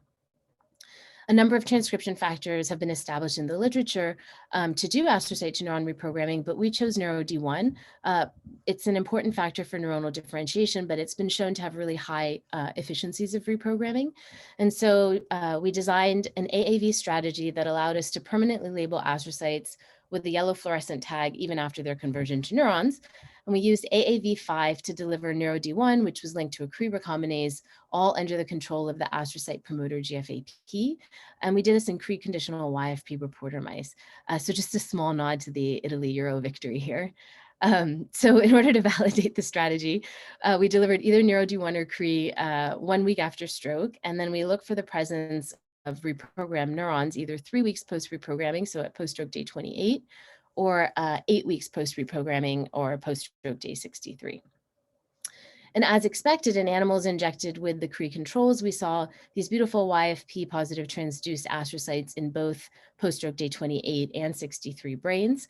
These are the green cells that I marked in the asterisks here, and these rarely co-localize with new and positive neurons. But really, I think quite strikingly, we saw the presence of reprogrammed new and positive eye neurons, as demonstrated here by the overlap of green and red and marked by the arrowheads at both post-stroke day 28 and 63. And when we quantified these cells at 63 days post-stroke, what we could show is that around 20% of all of the neurons in this injured area were actually YFP positive, new and positive reprogrammed eye neurons. So we knew we had successfully reprogrammed astrocytes to neurons, which persisted until at least post-stroke day 63. But I think the real question for us was, did this correlate with functional recovery? And so to examine the effects of direct reprogramming on motor recovery after stroke, we use the foot fault test. So this is a test that measures gross deficits in motor movements. In this test, a mouse basically traverses a grid, and the number of times that the paws slip through the grid is quantified. So following stroke, mice tend to make more foot faults on their injured side, and so an increase in slippage will indicate a motor deficit. So using the foot fault, we could see that stroke actually produced a deficit prior to reprogramming, so these yellow and red bars here. But when we analyze animals 3 weeks post-reprogramming or 4 weeks post-stroke, what we could see was that the NeuroD1 injected animals, so these guys in red here, actually showed significant functional improvement. And in fact, their performance returned to baseline or uninjured or naive levels. By day 63, all groups had returned to uninjured levels, which indicated spontaneous recovery. And so we had to use a test that allowed us to understand the effect of reprogramming on motor behavior at longer time points post-stroke. To do this, we use the catwalk. The catwalk is a digital gait system that analyzes gait, obviously, and can provide a more sensitive measure of changes in gait. So we looked at the duration of the step. So this is the time that the paw is in contact with the surface. And we also looked at the speed of the paw during the swing of this step. An increase in both of these measures will reflect a deficit. And what we saw is that while animals injected with a control showed a deficit at post-stroke day 63, the NeuroD1 injected mice actually recovered and again returned to naive or uninjured levels. So the guys in gray here naive, and the red bars are the NeuroD1 injected mice. So this indicated again that NeuroD1 can really improve the functional deficits that are associated with sensory motor stroke.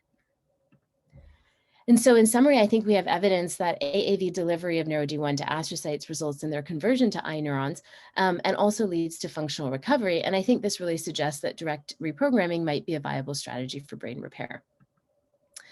I just wanted to spend a minute here to tell you about where we're going next, partly because I'm trying to recruit a graduate student. But I think that our results show improved functional outcomes with NeuroD1, and I think that's really promising in terms of the ultimate translation of these therapies. But I think if we really want to personalize direct reprogramming and pursue this idea of precision medicine, we have to ultimately consider cellular heterogeneity. So astrocytes, like neurons and other cell types, are very heterogeneous. They acquire many different reactive states in injury and disease, and they play many different roles, both beneficial and detrimental, in determining injury and disease outcomes. So in addition, I think what's really important is that these states are not fixed or universal to all types of central nervous disease and injury, but they can vary really according to the type of injury, the severity, the disease stage, and even the region. And so I think an ability to remove specific astrocyte subpopulations, for example, those that are detrimental at a particular stage, and those that drive particular disease pathology, will be a major advance in reprogramming technology. So in my lab, we're now investigating astrocyte subtype reprogramming to see how this kind of specificity can further improve reprogramming outcomes.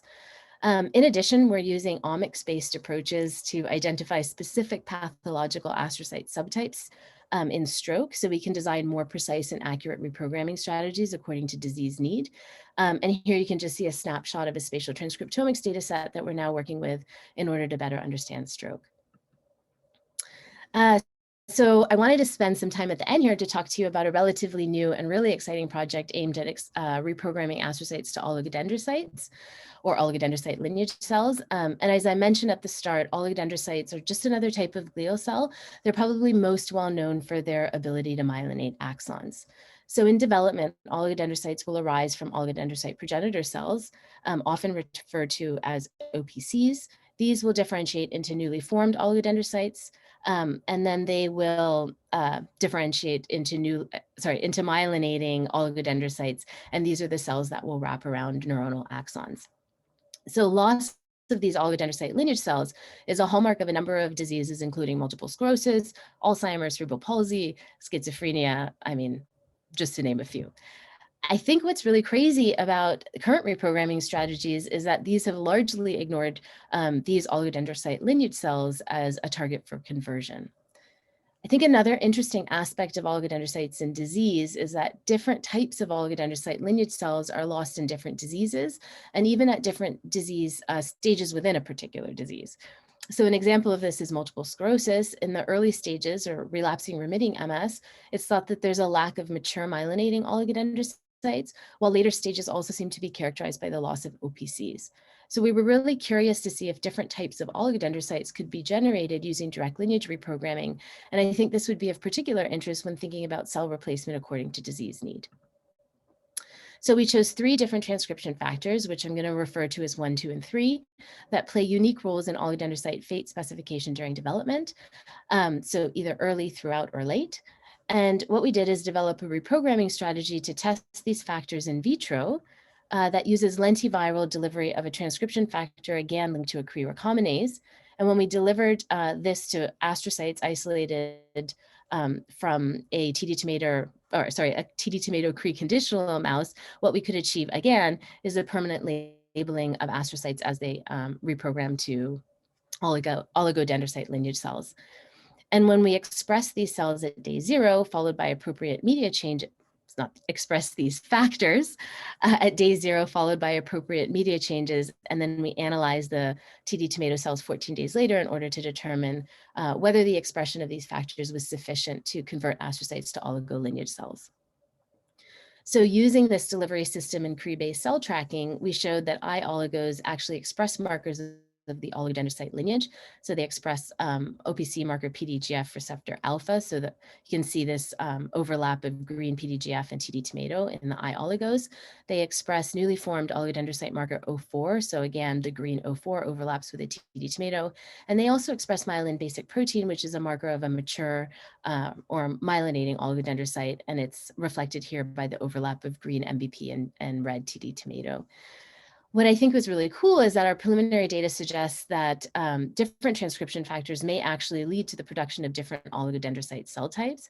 So what I'm showing you here is that transcription factors 1 and 2, as shown by these blue bars, actually lead to increased production of PDGF receptor alpha positive OPCs as compared to the orange controls. While transcription factor 2 actually leads to an increase in the number of O4 positive newly formed oligodendrocytes relative to controls. And it's transcription factor 3 that shows this really nice trend towards increased production of MBP positive, like myelinating oligodendrocytes. So altogether, like I said, I think this lends support to the idea that different transcription factors can be used to produce different oligo cell types. So Michael, I'm just going to take one more minute because I have some really cool videos to show. And as you guys can see here, there's an obvious small percentage of eye oligo marker positive cells in our control cultures. And what we wanted to do is just verify that these TD tomato positive eye oligos that we see in our reprogramming system were actually a product of reprogramming and not just the differentiation of a contaminating cell in our culture. And so we performed a live cell experiment from day 6 to day 14 in astrocyte cultures from these TD tomato preconditional mice that were actually bred to an astrocyte reporter mouse, so an S100 GFP. And this allowed us to track the fate in real time of GFP positive astrocytes that received these lentiviral delivered transcription factors. And so here's what we see. If you just look in this box, you can see the transition of a GFP TD tomato positive cell from a flat astrocyte morphology to a really ramified, lovely looking eye oligo. And actually, when we stain these cells, they express O4. And so what we could kind of verify is that the eye oligos that we see in these reprogrammed cultures are actually the product of S100 GFP astrocyte conversion. Conversely, when we looked in the controls, what we saw was that this was just a product of oligodendrocyte differentiation. Oh, and now this video isn't working, but basically it's a contaminating oligodendrocyte in our cultures that just differentiates and eventually forms an O4 expressing cell. So what I think I've shown you is that we can really do reprogramming of astrocytes to eye oligos, and I think that different transcription factors can be used going forward to tailor reprogramming strategies to generate different eye oligo subtypes. Oh, there goes the video. But before I end, I just wanted to say that really our vision is to be able to create precise direct reprogramming based therapies that are tailored to disease need. So we aim to reprogram specific donor cell types according to disease need and create specific target cell types according to disease need. And what I like to think of or imagine is this freezer full of reprogramming therapeutics in the future, where we'll have a shelf for like intermediate stage Alzheimer's disease and a gene therapy vector that's going to turn astrocyte type A5 into eye neuron type like N16, and then perhaps a shelf for progressive MS, which will turn astrocyte type A6 into OPC type 1 and OPC or oligodendrocyte type 16. So our vision really is precise therapeutics that can enable the conversion of specific astrocyte subtypes into the correct types of eye oligos or eye neurons according to patient need. So I apologize for going over, but I really wanted to show those videos. I just wanted to say thank you. All the iNeuron work was done in collaboration with Cindy's Morsehead's lab at the University of Toronto. I have a lot of really amazing collaborators. And I also just wanted to highlight my students who are fantastic. And it was in Justine Bajor in particular who did a lot of this eye oligo work. So with that, I say thank you and excited to listen to the next presentation. Thank you, Maryam. That was wonderful. And very exciting kinds of ideas. So we'll get to the questions shortly, but we have one more speaker to hear, so we saved the best for last, maybe. So it's my pleasure to introduce Christoph Haller. Christoph is a cardiothoracic surgeon. Did his training in Freiburg in Germany, and then in Tübingen in Germany, and then came to Toronto to work at the Hospital for Sick Children. He's subspecialized in congenital heart surgery and completed both clinical and research fellowships at Sick Kids. He is focused on open heart surgery in neonates, in infants, and adult congenital heart disease. He is leading the minimally invasive congenital heart surgery program with sick kids, which I think would make for a very fascinating story separate from today. And he's currently working on the Medicine by Design cardiac reengineering team project led by Michael Laflamme. So Christoph. Thank you very much for the introduction, and a pleasure to be here this afternoon. So I'm presenting our research, especially the regeneration of cardiac function. And as you may have grasped from my title, we are focusing on the preservation, recovery, and regeneration of the right ventricular function. And you could probably correctly ask what's so specific about right ventricular function. And I get asked this question quite a lot. But there are distinct differences between the right ventricle and the left ventricle. So it's not only applying therapies that we've investigated a lot on the left ventricular side to the RV. That is a common concept that is applied in clinical medicine, but that has also been proven to be incorrect and inefficient.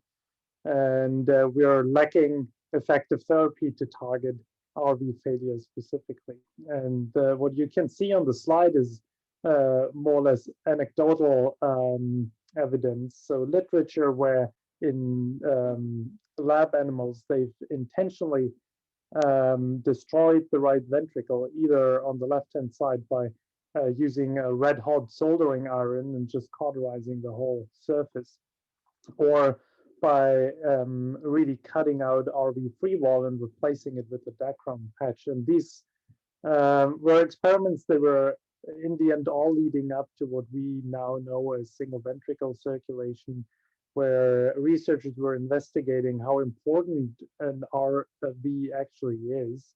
And the assumptions at the time were that you can pretty well live without a working right ventricle.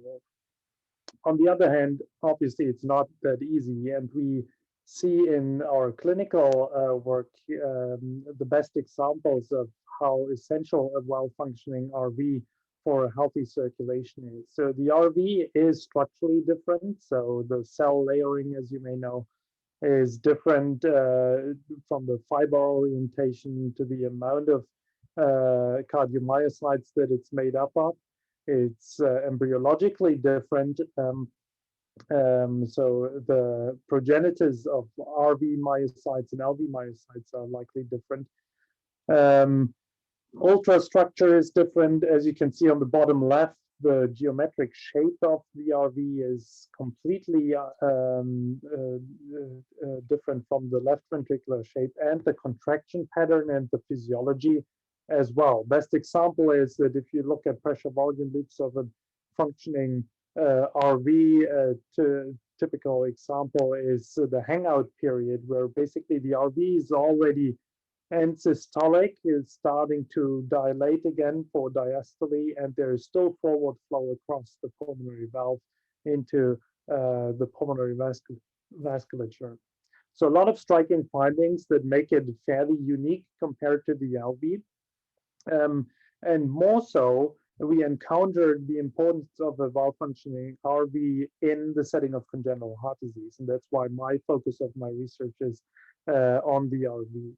There are these very unusual examples of what we call CCTGA, that is congenitally corrected transposition of the great arteries, but it basically means, to simplify it, that the ventricles are in the incorrect position. So the right ventricle is connected to the left atrium and the aorta, and the left ventricle is connected to the right atrium and the lung arteries. And so physiologically, everything should work just as well, but these patients in the long term suffer from right ventricular failure, primarily because the right ventricle is not made for sustaining high afterload from sustaining cardiac output to the systemic circulation. I could go on and tell 100 other examples where RV failure is a primary problem that we meet in various types of heart disease are as a consequence of surgical repairs. That has been on the radar of other groups as well, and therefore if you dive into literature, there are quite a few studies that investigate stem cell therapy both in experimental models or clinically, where they expose the RV to high afterload. So this slide summarizes key work done in lab animals, from large animals to small animal models. The very common pattern to use is pulmonary artery banding to increase the afterload of the right ventricle.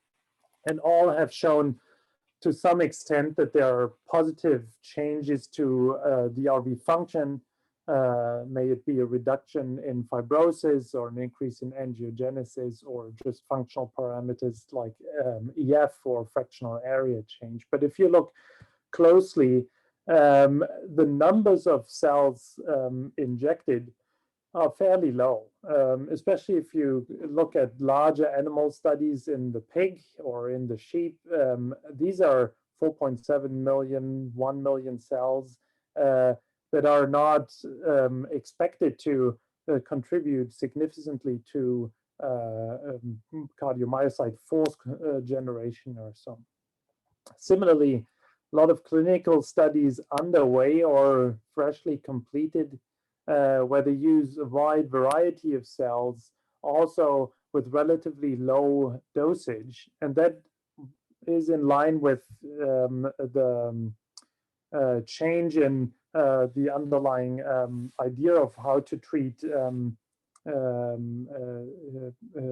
heart failure with stem cells, meaning that the primary effect that we think we see in these studies is driven by secretome activity, paracrine activity of the cells, rather than actual integration of the cells and contribution to contraction. If you look at a leading group out of Japan that has used cardiosphere-derived cells, they are injecting a very low volume of cells intracoronary, so not even directly into the muscle. So you would assume that a substantial part of the cells is never actually even arriving in the myocardium itself, and they have shown positive effects. Why am I showing this? If it's about cell therapy, we are thinking of using these cells to actually generate new contractile or add new contractile units to the right ventricle. So as we know that the RV failure that we see in congenital heart disease is primarily driven by pressure overload, buttressing the RV could actually help mitigating its dysfunction.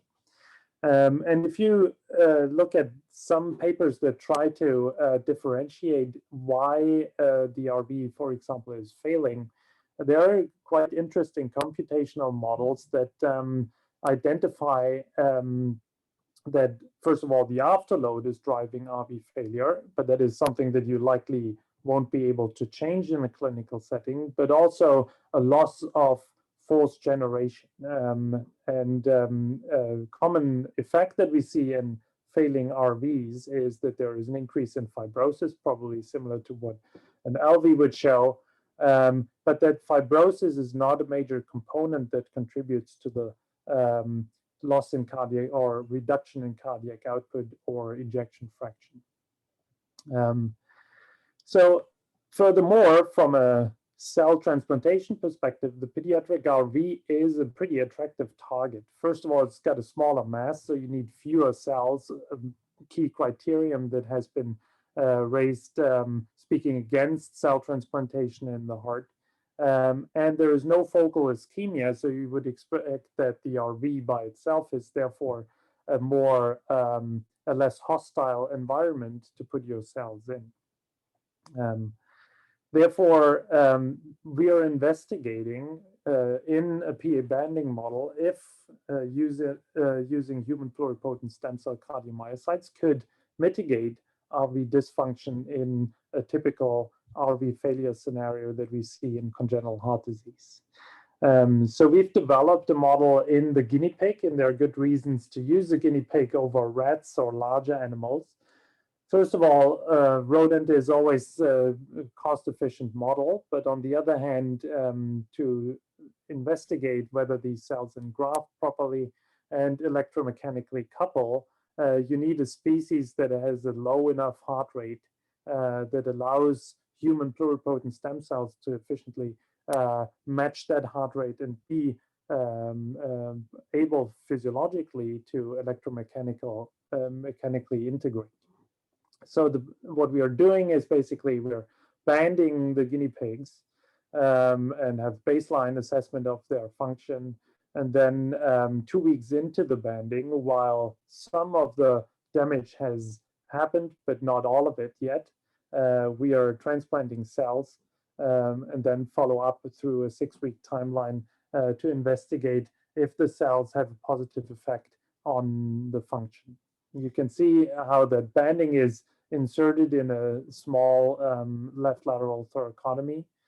And what we've shown quite nicely is that the banding does the effect that we want to see in these type of animals. So you see typical signs of RV pressure overload, both by echocardiography, like things like septal flattening or changes in the eccentricity index, but also increased velocity in the pulmonary artery, pulmonary valve gradients, or in invasive measurements, higher RV to LV pressure ratio. That is also shown in histology. If you look at fibrosis and the pattern of fibrosis that arises in the RV, we found that there is an increase in fibrosis by itself, but also an unequal distribution of that fibrosis with a stronger emphasis of fibrosis at the base of the heart and at the hinge points of the septum. And you can see that fibrosis increases the longer the animals are exposed to the band. A word that is probably important for the overall understanding is also that we rely on the growth of these animals to gradually increase the relative constriction that the band imposes on the RV, because an acute constriction down to very small pulmonary artery diameters would not be tolerated by the RV. We've been looking at RV functional changes in these animals, and that's where it becomes a little bit less clear, primarily because of the technique that we're using. So these are echocardiographic parameters that are clinically well established to assess RV function, but they are also clinically well known to have their limitations, primarily because they are very individually, there's quite an inter-observer variability in these measurements, highly variable in terms of how well the heart can be seen by ultrasound. And therefore, not completely surprising, we don't see any changes in tricuspid annular plane systolic escort, and a parameter of basically how far the lateral annulus of the tricuspid valve gets displaced during systole.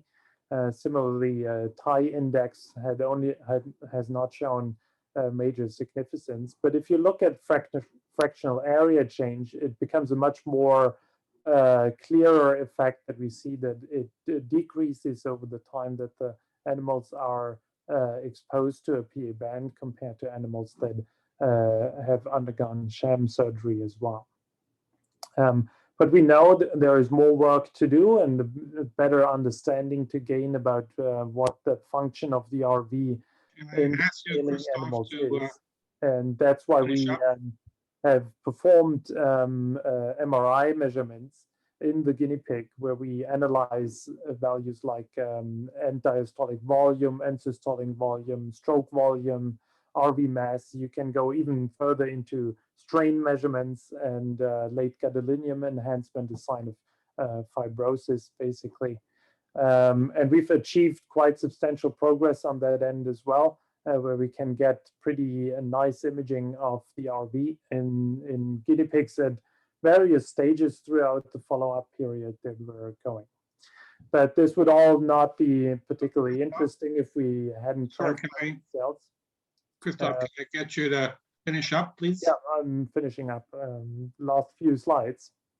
So we've implanted cells into the RV3 wall in a distinct pattern that is here on the bottom end that tries to add concentric stripes of transplanted cardiomyocytes to the RV3 wall to add to the contractile force of the RV. And you can then test if these cells are implanted or electromechanically couple with advanced techniques from Mike Laflamme's lab that has done quite substantial work leading up to this project, where he has shown that they engraft and they actually electromechanically couple. So next steps are quite exciting because we're about to get first functional assessment in a much deeper MRI analysis.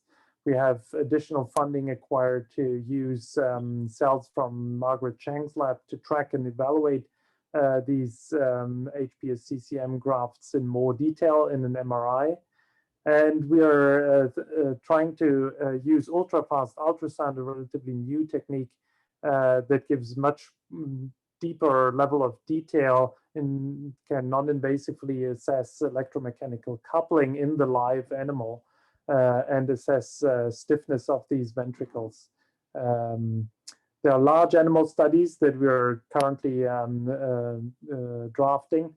And we are also working on the clinical side. We are part of an AutoCell 2 multicenter trial in hypoplastic left heart syndrome patients, where we are about to recruit first patients for injection of mesenchymal stem cells. And also work on cell-free agents that are trying to elaborate the paracrine function that we've seen in the stem cell transplant experiments. So a big group that is behind me, so not all the credit goes to me. Obviously, first of all, Mike Laflamme and Mark Friedberg, who are the primary investigators in that program, but obviously a huge part at the kids and of the Laflamme lab that are contributing to these successful experiments. Thank you very much. Thank you, Christoph. That was great. I'm looking forward to hearing more of these results as they come along. So we have time for a few minutes for questions. So for Christoph, Maryam, and Andras, I think I'd like to actually just start and ask Maryam a question if I can. So I think the reprogramming idea is a great idea, and one can imagine this scaling this out as being a universal method. I like your refrigerator idea. You could sort of dial in whatever cell type you wanted or whatever disease you were trying to treat. Can you comment on kind of that number of cells you need to have reprogrammed to have an impact in the brain? By me, the brain is a big organ, and one would need to get AAV or whatever vehicle you're using pretty widespread, I would think. So I think I disagree, Michael. So yeah, I like this question. I think about this a lot. I don't actually, my personal view is that it actually doesn't have to do anything with the cells that you're generating. And rather, I think it's the removal of the donor cell that's actually exerting that functional improvement. So one of the things we're gearing up to do is, excuse me, is spatial transcriptomics on some of the reprogramming brains to understand how we influence the environment and the surrounding cells, like around that, those reprogramming nodes, I guess you want to call them. Excuse me, something in my throat. Yeah, so I actually don't think that you need to target very large areas. I think it's actually going to be more challenging to create specificity in the targeting and not target areas outside or like outside of the nodes that you actually want to reprogram in. So it's much more focal. That makes sense. Yeah, I think it's more focal reprogramming than broad-based. Yeah. So Christoph, you have a question in the chat. Let me see if I can get one of them. So how long do the introduced cells typically persist in heart tissue? And I guess. So the longest we've been following these cells are about 4 weeks. And that is also why we've chosen that timeline to have a 6-week banding exposure followed by a 4-week cell injection and follow-up period. It's not that much that these cells would not persist longer than the 4 weeks, but in guinea pigs, you run into issues with immunosuppression and how happy the animals are getting their cyclosporin A and methylprednisolone exposure. But it is certainly a hurdle towards clinical translation. Immunosuppression and Naj has shown quite exciting results in terms of how to tackle those. But the longest we are looking at them is for about 4 weeks. Okay, and that's presumably the same in the right heart and as the left heart. Yeah, that's the same. Yeah, interestingly, from a congenital heart surgery perspective, the intriguing characteristics of patients with congenital heart disease, especially those that we are the most worried about RV failure and that impacting their survival or general outcome, is that those frequently have repeat surgery. The most famous example probably being hypoplastic left heart syndrome. They usually go through neonatal surgery and then a 6-month and around a 3-year palliative step that ultimately converts them to separated single ventricle circulation. But that is also all windows where we would routinely, for clinical reasons, already have access to the myocardium. So if an intramyocardial injection was the plan to transplant cells, then these patients are particularly accessible in terms of getting to the heart and adding additional cells to the heart. Cool. And so that's the segue into you, Andras. So the question on the in the chat is, can you comment on the immunogenicity of the TK transgene? Yeah, there are some reports that it's mildly immunogenic, but the good thing about putting the TK transgene into CDK1, that CDK1 is linked to expression of the TK, and CDK1 is not expressed in quiescent cells. So therefore, there's no immunogenicity issue coming from the TK as long as the cell is not expressing it, obviously. So that's what it's a good thing about the CDK1, but also some other genes like TOP2A, a similar thing. If it is not divided, cell is not dividing, the kill switch is not needed, and it's not expressed. Great. So I think with that, we will, if you have more questions for our speakers, I suggest you contact them directly by email or put it into the Q&A, and they'll answer it with a bit of luck. They'll be able to hold this open a bit longer. I'd like to just wrap up. I want to thank everybody who attended today. I think there's a slide I'm told I'm supposed to be able to see. Christine, there we go. So, so kind of remind you about the Tillum McCulloch meeting in November, and to think about deadline for abstracts in October. The Stem Cell Network and Mesozyme and Prime are all sponsors of each other, and so we encourage you to go to Ottawa in November.